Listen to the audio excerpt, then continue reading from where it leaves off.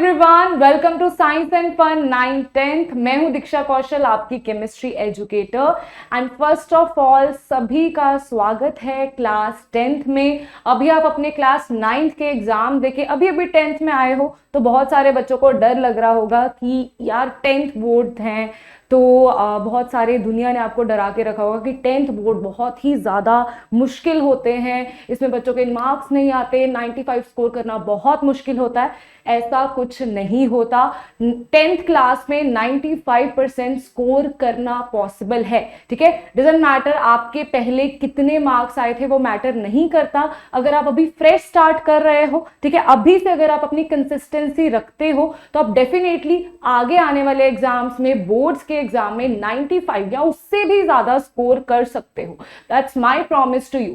बस उसके लिए आपको क्या करना पड़ेगा, ये 10 मिनट की वीडियो मेरे साथ देख लो। मैं आपको कुछ चीजें बताऊंगी कैसे आपको फॉलो करना है, स्पेशली केमिस्ट्री के बारे में बताऊंगी, उसके चैप्टर्स को डिस्कस करेंगे और कैसे मैं आपकी तैयारी करवाऊंगी केमिस्ट्री सब्जेक्ट की, वो सारा आज हम डिस्कस करने वाले हैं। ओके, सो मैंने आपको क्या चीज बताई है, that consistency is the key. Consistent रहना, देखो एक मूल मंत्र है इस चीज का कि अगर आप डेली 2 से 3 घंटे पढ़ाई कर रहे हो, सिर्फ केमिस्ट्री की बात नहीं कर रही, ऑल ओवर बात कर रही हूँ, अगर आप डेली 2 से 3 या 4 घंटे दे रहे हो अपनी साइंस, अपने सारे सब्जेक्ट्स को, 10th के जितने भी सब्जेक्ट है उसकी डिवीजन आपने अच्छे से करी हुई है, तो आप इजीली क्रैक कर सकते हो 95 to 98%, बहुत इजीली। ठीक है, आप टॉपर बन सकते हो, ये चीज पॉसिबल है। अगर आपके दिमाग में ये चल रहा है मैम मेरे तो 9th क्लास में 70% आए थे, कैसे मैं 10th में इतने ज्यादा मार्क्स ले जाऊंगा, अरे बिल्कुल ले सकते हो। ठीक है, ये बहुत सारे बच्चों ने किया है, ऐसे ही नहीं मैं आपको आके बोल रही हूं। उससे पहले आपके दिमाग में एक क्वेश्चन आता होगा कि आप मैम हमें कैसे पढ़ाओगे, हम कैसे आप पे ट्रस्ट करें। बहुत इंपॉर्टेंट क्वेश्चन है, मेरे पे कैसे ट्रस्ट किया जाए। तो बेटा मैंने अभी जो आपका कोर्स आया था, अभी आप 10th क्लास का चाहे क्वेश्चन पेपर उठा के देख लो और जाके मेरी वीडियोस देख लो, एक एक क्वेश्चन डिस्कस करा हुआ है क्लास में, लाइव क्लास में। वो भी मैं सिर्फ 2 महीने की बात कर रही हूँ और मैक्सिमम 1 महीने में मैंने सारे के सारे क्वेश्चंस आपको केमिस्ट्री के करवा दिए थे, आपके सीनियर्स को जो अभी 11th क्लास में जाएंगे। आप उनसे भी जाके पूछ सकते हो। बहुत सारे बच्चों का मुझे मैसेज भी आया कि मैम आपने जो क्वेश्चंस करवाए थे वो सभी क्वेश्चंस उन्हीं में से पेपर बन के आया था। ठीक है, सो एक्सपीरियंस तो मैटर करता है, राइट। तो इस वजह से आपको गाइडेंस की बहुत ज्यादा जरूरत होती है जब भी आप किसी नई चीज को आगे परस्यू करते हो। तो गाइडेंस देने के लिए आपको मैं यहाँ पे बैठी हूँ, स्पेशली केमिस्ट्री की बात कर रही हूँ। आज अभी हम डिस्कस करने वाले हैं केमिस्ट्री के कौन कौन से चैप्टर्स हैं, तो डिस्कस करते हैं। तो यार केमिस्ट्री के हमारे पास 4 चैप्टर्स हैं, राइट। पहले क्या होता था, 5 चैप्टर्स होते थे, पीरियोडिक टेबल भी इंक्लूडेड था। तो अभी देखते हैं सिलेबस में वो आएगा या नहीं आएगा, मोस्ट प्रोबेबली नहीं आएगा, लेकिन फिर भी आगे भी गया तो हम आपको वो करवा देंगे। तो आपके पास 4 चैप्टर हैं। पहला चैप्टर है केमिकल रिएक्शंस एंड इक्वेशंस। ये केमिस्ट्री के 4 चैप्टर हैं, राइट। तो पहला आता है केमिकल रिएक्शंस एंड इक्वेशंस। इस चैप्टर में आपको क्या दिखेगा, जैसे नाम से ही पता लग रहा है, इसमें केमिकल रिएक्शंस के बारे में हम स्टडी करेंगे। बहुत सारी केमिकल इक्वेशंस देखेंगे, टाइप ऑफ रिएक्शंस देखेंगे, और मेन इसमें दिक्कत आती है बच्चों को कलर्स कैसे याद करें। ठीक है, कलर्स कैसे याद करना है, अगर आप इसको स्टडी करने जाओगे, चाहे आपके स्कूल में शायद शुरू भी हो जाए विद इन 10 to 20 डेज, तो वहां पे आप क्या देखोगे कि रिएक्शंस बहुत ज्यादा हैं, उनको बैलेंस करना थोड़ा सा मुश्किल लगता है बच्चों को। कलर्स याद कैसे करें, क्रैमिंग नहीं आती, कलर्स को कैसे याद करें। तो जो चीज समझने वाली है वो आपको समझाई जाएगी, जो चीज जबरदस्ती आपको याद करने वाली होगी, मेरी आपसे एक प्रॉमिस रहता है कि ट्राई करूंगी कि आपको मोस्टली चीजों के एक्सपेरिमेंट्स परफॉर्म किए जाएं। और दूसरी बात, आपको जो चीज याद करने वाली होगी वो निमोनिक्स के तौर से आपको याद करवाई जाए। ठीक है, ऐसे किस्से कहानियां सुनाते सुनाते हम उस चीज को अपने दिमाग में बिठा लेंगे। तो पहले चैप्टर में सिर्फ केमिकल रिएक्शंस एंड इक्वेशंस हैं, वो आपको इजीली मैं करवा दूंगी। एंड टाइम तक जब आपका सारा सिलेबस हो जाएगा, आप खुद मुझे आगे बताओगे कि मैम ये रिएक्शन ऐसे बैलेंस करते हैं, मैम ये वाला रिएक्शन सबसे ज्यादा इंपॉर्टेंट है। नेक्स्ट आता है बहुत ही प्यारा सा chapter, acid basis and salts. तो यार एसिड बेसिस एंड सॉल्ट्स बहुत ही प्यारा चैप्टर है, मजा आ जाएगा आपको करते टाइम। उसमें क्या है, हमारी आम जिंदगी के बारे में बहुत सारी चीजें आपको पता लगेंगी, ठीक है। प्लास्टर ऑफ पेरिस हम देखते हैं, washing soda, baking soda, cakes हम देखते हैं ना वो कैसे फ्लफी से हो जाते हैं। ये सारी चीजों के पीछे क्या रीजन है, इंपॉर्टेंट सॉल्ट्स के बारे में डिस्कस करेंगे और कुछ एक्सपेरिमेंट्स हम यहाँ पे परफॉर्म भी करेंगे। नेक्स्ट आता है उसके बाद मेटल्स एंड नॉन मेटल्स। बेटा मेटल्स एंड नॉन मेटल्स सारा बड़ी एक सीरीज है, दैट इज रिएक्टिविटी सीरीज। तो यूजुअली क्या होता है, हम क्या करते हैं, पहले रिएक्शंस देखते हैं उसके बाद रिएक्टिविटी सीरीज पे जाते हैं, राइट। बट यहाँ पे हम क्या करेंगे, पहले रिएक्टिविटी सीरीज को डिस्कस करेंगे, ठीक है, निमोनिक्स के तौर से उसे याद कर लेंगे अच्छे से। रिएक्टिविटी सीरीज के बेसिस पे हम आगे जाके सभी रिएक्शंस को देखेंगे। तो आपको देखो यहाँ पे तो रिएक्शंस याद भी नहीं करने पड़ेंगे, ठीक है, क्योंकि रिएक्टिविटी सीरीज याद होगी, अपने आप से अपने आप रिएक्शंस को लिखना शुरू कर दोगे, राइट। तो ये जो 3 चैप्टर्स हैं इसमें केमिकल रिएक्शन का बहुत ही इंपॉर्टेंट रोल है। जैसे जैसे मैं आपको पढ़ाऊंगी वैसे वैसे पढ़ते रहना और आपको ये चैप्टर्स इजीली हो जाएंगे, बिल्कुल भी आपको रिएक्शंस में कोई प्रॉब्लम नहीं आएगी। लास्ट चैप्टर आता है carbon and it's compounds, very very important. बेटा ये जो आपने बड़ी क्लासेस में देखा होगा अपने बड़े भाई बहनों को कि ऑर्गेनिक केमिस्ट्री क्या होती है, तो आपका बेस बनने वाला है ऑर्गेनिक केमिस्ट्री का इस चैप्टर से, कार्बन एंड इट्स कंपाउंड से। अच्छा बच्चों को ये बहुत डर लगता है कार्बन एंड इट्स कंपाउंड से, क्योंकि यहाँ पे तो रिएक्शंस हैं, ठीक है, याद कर लेंगे हो जाएगा, चलो प्रैक्टिस कर लेंगे। बट यहाँ पे क्या करें, यहाँ पे IUPAC नेमिंग आ जाती है, क्या करें उस चीज का। ट्रस्ट मी बहुत इजी है, जब आप ये सारे चैप्टर्स करोगे ना, अगर आप कार्बन एंड इट्स कंपाउंड्स को बहुत इजी अच्छे तरीके से समझते हो, ठीक है, ये बिल्कुल भी क्रैमिंग वाला चैप्टर नहीं है, इसमें कुछ भी क्रैमिंग वाला नहीं है, इसमें आपको चीजों को समझना है। अगर आप चीजों को समझते हो तो आप इजीली इस चैप्टर को इतने बढ़िया तरीके से कर लोगे। मुझे कुछ बच्चों के मैसेज भी आए थे इंस्टा पे कि मैम हमें कार्बन एंड इट्स कंपाउंड्स इतने अच्छे तरीके से भी आता है कि हम सोच रहे हैं आगे जाकर, उनका पहले प्लान था कॉमर्स लेने का, अभी प्लान शिफ्ट हो चुका है कि अभी मजा आने लग गया है पढ़ाई करने में, तो अभी हम मेडिकल या नॉन मेडिकल लेना चाहते हैं, ठीक है। तो ये वाला चैप्टर यार बहुत ज्यादा इंपॉर्टेंट है अगर आप अपने 11th एंड 12th के बेसिस की बात करते हो, और 10th के बोर्ड के एग्जाम्स के लिए भी बहुत बहुत इंपॉर्टेंट चैप्टर है। तो इस पे भी बहुत हम डिटेल में फोकस करेंगे ताकि आपका बेस बिल्कुल क्लियर हो जाए। आप एक जैसे हम मैथ्स के क्वेश्चंस को सॉल्व करते हैं उसी तरीके से हम इस चैप्टर को करेंगे। इसके IUPAC नेमिंग, इसके स्ट्रक्चर्स सब आप इजीली करोगे, right, that is my responsibility. अभी आता है कि कैसे, ये तो हो गए 4 चैप्टर्स, लेकिन इसको कवर कैसे करना है, ठीक है, कौन कौन सी चीजों से पढ़ना है। मैम सिलेबस तो पता लग गया, लेकिन पढ़ाई कैसे करनी है, तो पढ़ाई आपको कैसे करनी है बेटा, this thing NCERT, very very important. NCERT ही आपका ग्रंथ है, ठीक है, कोई इधर उधर से फालतू की बुक्स लेने की कोई जरूरत नहीं है, फालतू प्रेशर क्रिएट करने की कोई जरूरत नहीं है अपने आप पे। अगर आपके पास NCERT है तो आपके पास सब कुछ है, आप NCERT ले लो, NCERT एग्जाम्पलर ले लो, दैट्स इट, ओके।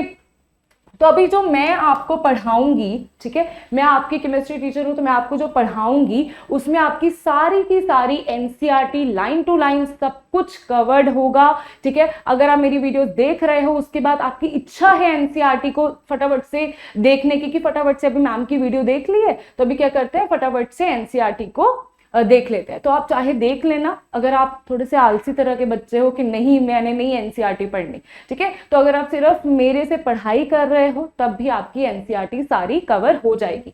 और इसके साथ जो रेफरेंस बुक्स होती हैं उसमें से भी मैंने बहुत मटेरियल इकट्ठा करके, लाइक बहुत सारी बुक्स का एक निचोड़, ठीक है, एक निचोड़ आपको मेरे नोट्स में मिल जाएगा, राइट। तो आपको कोई जरूरत नहीं है कोई बहुत सारी बुक से पढ़ाई करने की। अगर आपकी इच्छा है, सेल्फ स्टडी करने में मजा आता है, तो हाँ आप साथ साथ में NCERT को देख सकते हो, राइट। सो नेक्स्ट आता है, ये तो हो गए आपके बेसिक्स क्लियर करने में। उसके बाद नेक्स्ट आता है नोट्स, ठीक है, सेकेंड पॉइंट आता है नोट्स। अभी अगर आप सिर्फ वीडियो देख रहे हो नहीं काम नहीं चलेगा, आप सिर्फ NCERT से पढ़ रहे हो नहीं काम नहीं चलेगा, आपके पास नोट्स होने चाहिए, ठीक है, हैंड रिटन नोट्स होने चाहिए। तो हैंड रिटन नोट्स हो चाहे आप खुद बना लो, काफी सारे बच्चों को क्या होता है कि वो खुद से उनको क्या होता है अपनी राइटिंग में नोट्स चाहिए, तभी उनको मजा आता है पढ़ाई करने में। तो टोटली योर चॉइस कि आप खुद से नोट्स बनाना चाहते हो या हम आपको नोट्स प्रोवाइड करेंगे वहां से पढ़ना चाहते हो, that is totally your choice. उसमें कोई भी बाउंडेशन नहीं है। अगर आपको खुद मजा आता है नोट्स पढ़ाने में, डिफरेंट डिफरेंट नोट्स बनाने में, तो आप खुद से बनाओ, बहुत ही बढ़िया बात है। लेकिन नोट्स आपके पास होने चाहिए, ठीक है, नोट्स आपके पास होने चाहिए जो हम भी प्रोवाइड करेंगे और उससे आप खुद भी बना सकते हो। नेक्स्ट आता है रिवीजन, उसके बाद आता है रिवीजन। तो रिवीजन कैसे करनी है? रिवीजन आपको करवाई जाएगी, ठीक है, आपके एनसीईआरटी क्वेश्चंस, एनसीईआरटी जो बीच में एग्जांपल्स दी जाती हैं, एनसीईआरटी एक्टिविटीज, एनसीईआरटी एक्टिविटीज आप चाहे जाके यूट्यूब वीडियोस देख लेना। एनसीईआरटी एक्टिविटीज मैंने एक सिंगल हर एक्टिविटी जो भी आपकी एनसीईआरटी में सभी डिस्कस करी हुई हैं, वैसे ही फिर से डिस्कस किया जाएगा सारी एनसीईआरटी एक्टिविटीज को, सारे एनसीईआरटी क्वेश्चंस को, सारे एनसीईआरटी एग्जाम्पलर क्वेश्चंस को, हर चीज को डिस्कस किया जाएगा। कोई भी प्रॉब्लम आती है आप मुझसे पूछ सकते हो, राइट। और रिवीजन का क्या तरीका होगा? रिवीजन आप कैसे करोगे जब आपका सारा सिलेबस खत्म हो जाएगा? स्कूल में टेस्ट है, यहाँ पे टेस्ट है, कैसे करना है? आपको क्या करना है, रिवीजन का एक वे होता है कैसे आप चीजों को रिवाइज करो। तो मैं आपको डिटेल में बाद में समझाऊंगी कि कैसे आपको चीजों को रिवाइज करना है। आपको एक तो क्वेश्चन बैंक से, क्वेश्चन बैंक उठा के, प्रीवियस ईयर क्वेश्चन उठा के उस तरीके से रिवीजन करनी है। ऐसा नहीं है कि आपने नोट्स लिए और आप उसको दोबारा दोबारा पढ़ते जा रहे हो, दैट इज योर रिवीजन। नहीं, रिवीजन तब होती है आपने क्वेश्चन देखा, उसके बाद उसका आंसर खुद लिखा, उसके बाद आपने जाके देखा कि क्या मैंने सही लिखा या गलत लिखा। That is the correct way of revision, कि आप चीजों को, दिमाग को चला के देखने की कोशिश करें कि क्या आपको वो चीज याद भी है या नहीं है। That is the correct way of revising things. Okay, तो यहां पे क्या होगा, आपका ब्रेन जल्दी जल्दी से उस चीज को लोकेट करना शुरू कर देगा, ठीक है। ओके, सो नेक्स्ट आता है बेटा आपके पास नाउ डाउट्स के बारे में। मैम क्या करें, ठीक है, आपने पढ़ा दिया लेकिन हमारे पास बहुत सारे क्वेश्चंस हैं, ठीक है। ये जो सारा मटेरियल मैं आपसे पूछ रही, आपको बता रही हूं कि आपको एनसीईआरटी की जो सारी चीजों का निचोड़ है, एक एक टॉपिक को डिटेल में करवाया जाएगा, देन नोट्स दिए जाएंगे, देन रिवीजन करवाई जाएगी, NCERT exemplar, NCERT questions, activities, सब कुछ करवाया जाएगा। तो ये सारी चीजें तो आपको यूट्यूब पे करवाई ही जाएंगी, लेकिन उसके बाद मेन पंगा आता है डाउट्स का। नाउ डाउट्स के बीच में क्या है, मेरे को पर्सनल इंटरेक्शन होनी बहुत ही ज्यादा जरूरी है। अगर मेरे को उस बच्चे का नाम ही नहीं पता, मुझे पता ही नहीं है कि उस बच्चे की हिस्ट्री क्या है, वो स्टार्टिंग से कैसे पढ़ाई कर रहा है, उस बच्चे का क्या केमिस्ट्री को समझने का क्या लेवल है, उसको बहुत ही ज्यादा प्यार से समझाना पड़ता है या उसकी बहुत ही ज्यादा जल्दी जल्दी उसको समझ में आ जाता है, ठीक है, उस बच्चे के किस तरह के क्वेश्चंस होते हैं, वो सारी चीजें मुझे तब पता लगती है जब मैं पर्सनली उस बच्चे से इंटरैक्ट करती हूँ। तो वो चीज कैसे पॉसिबल है? देखो आपको भी पता है वो चीज यूट्यूब पे तो नहीं पॉसिबल है। क्यों नहीं पॉसिबल है? क्योंकि यहाँ पे बहुत सारे बच्चे आएंगे, ठीक है, तो बहुत सारे बच्चे, बीच में कुछ स्पैमर्स भी होते हैं, तो हमें नहीं समझ में आता। एज अ टीचर मैं यहाँ पे खड़ी हूँ तो मुझे नहीं समझ में आता कि दिस पर्सन इज जेन्युइन और नॉट, राइट। तो उसके लिए क्या है, एक बहुत ही नॉमिनल सी फीस पे आपके लिए बैच लॉन्च किया गया है। बहुत ही नॉमिनल फीस है ये, ट्रस्ट मी ऑन दैट।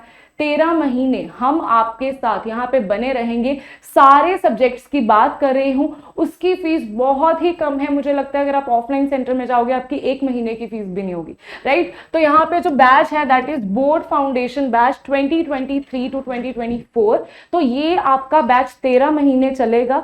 इस बैच में हम क्या करेंगे, आपको असाइनमेंट्स प्रोवाइड करेंगे, आपको नोट्स प्रोवाइड करेंगे। देन आप, मेन चीज है कि हम यूट्यूब पे डाउट्स नहीं पूछ पा रहे, ठीक है, तो यहाँ पे क्या है, आप डाउट्स मुझसे इजीली पूछ सकते हो। वहां पे चैट बॉक्स होगा साइंस एंड फन ऐप पे, साइंस एंड फन ऐप पे आप जाओगे तो वहां पे आपको ये बैच नजर आ जाएगा। यहाँ पे आपके पास चैट बॉक्स भी होगा, चाहे आफ्टर द क्लास आप मुझसे कोई डाउट पूछना चाहते हो तो वो भी पूछ सकते हो, ठीक है। और लिमिटेड सीट्स होंगी तो आप इजीली, कम बच्चे होंगे तो इजीली इंटरेक्ट कर पाएंगे, ठीक है। तो ये चीज होगी। अभी नाउ नेक्स्ट क्वेश्चन इज कि मैम कितने का होगा ये बैच, आप कौन सी फीस की बात कर रहे हो और कितनी देर पढ़ाया जाएगा, क्या टाइमिंग्स होंगी, स्कूल के साथ क्लैश तो नहीं होगा? तो टाइमिंग्स बेटा इसकी रहेंगी 4 to 8 PM, ठीक है, 4 से 8 PM इसकी टाइमिंग रहेगी। एंड इसका जो फीस है वो आपके पास, अगर आप ये कोड लगाते हो दीक्षा 10, ठीक है, दीक्षा इज माय नेम, ठीक है, 10th क्लास में हो तो दीक्षा 10 अगर आप इस पे कोड लगाते हो तो आपके पास क्या बनेगा यहाँ पे 1620, that is not monthly, that is yearly. तो आपको पूरे के पूरे साल के लिए उस बैच का एक्सेस मिल जाएगा। आप मेरे से पर्सनली इंटरेक्ट कर सकते हो, अपने डाउट सेशन पूछ सकते हो और बहुत सारी चीजें मिलेंगी आपको। एंड मेन इंपॉर्टेंट चीज कि आप अपना हैंड रेज करके लाइव क्लास में मुझसे डाउट भी पूछ सकते हो। Okay, so see you in this batch, I hope so आप इस बैच को लोगे और हम जल्द ही मिलेंगे 10th क्लास में और अपनी क्लासेस को शुरू कर देंगे। Then see you, take care, have a great day, Tata.